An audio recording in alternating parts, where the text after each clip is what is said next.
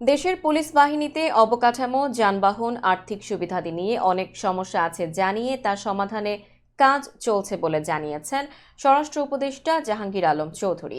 বৃহস্পতিবার বরিশালে বিভাগীয় আইন শৃঙ্খলা সংক্রান্ত মতবিনিময় সভা শেষে সংবাদ সম্মেলনে এসব তথ্য জানান তিনি। এ সময় স্বরাষ্ট্র উপদেষ্টা ভারতীয় সাংবাদিকদের বিরুদ্ধে সমালোচনা করে বলেন, চট্টগ্রামকে নিয়ে ভারতীয় সাংবাদিকরা মিথ্যাচার করছে, বাংলাদেশের বিরুদ্ধে অনবরত সংবাদ প্রচার করছে, অভিযোগ করে বাংলাদেশের পক্ষ থেকে প্রতিবাদ জানানো হবে বলেও জানান স্বরাষ্ট্র উপদেষ্টা। প্রশ্নের জবাবে দেশের পুলিশ বাহিনীর মাঝে যে আস্থার সংকট ছিল তা কাটিয়ে উঠছে বলেও মন্তব্য করেন তিনি।